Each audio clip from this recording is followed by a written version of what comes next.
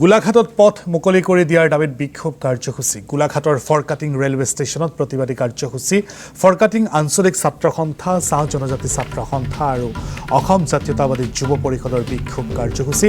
ফৰকাটিং জংচনৰ rail আলিৰ মাজেৰে গোলাঘাট মেৰাবাৰী সংযোগী পথত ৰেল গেট বন্ধ কৰি দিয়ে। ফলত ব্যৱসায়ী তথা স্থানীয় ৰাইজৰ সমস্যাৰ সৃষ্টি হয়। দল সংগঠনৰ লগতে স্থানীয় লোকসকলে বিভিন্ন সময়ত কৰ্তৃপক্ষক বাৰম্বাৰ অনুৰোধ কৰি আহিছে। তৎসত্ত্বেও ৰেল গেটখন খুলি নিদিয়াত আজি পুনৰ এই বিক্ষোভ কাৰ্যসূচী ৰূপায়ণ কৰা হৈছে।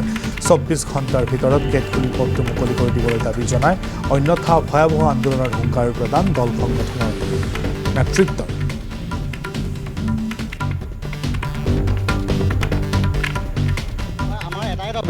আমাৰ এটা ইয়াত 2024 চনৰ পৰা আমাৰ এটা দাবী আহিছে যে আমাৰ ইয়াত ৰেল গেটখন বন্ধ হৈছে বা কামৰ কাৰণে হেৰি কৰিছে, আমি উন্নয়ন হৈছে, আমি তাত ভাল পাইছোঁ। কিন্তু ৰাইজক হাৰাশাস্তি কৰি অতদিনে কামৰ বাহানা দি পেলাই ৰেল গেটখন বন্ধ কৰিছে। ৰেল কৰ্তৃপক্ষ আজিলৈকে ইমান আমি চিঞৰি আছোঁ, তেখেতক গাত লগা নাই নেকি? আজিলৈকে কিয় তেখেতলোকে ৰাইজক ইমান মাধমাৰ মাৰিছে মাথাত?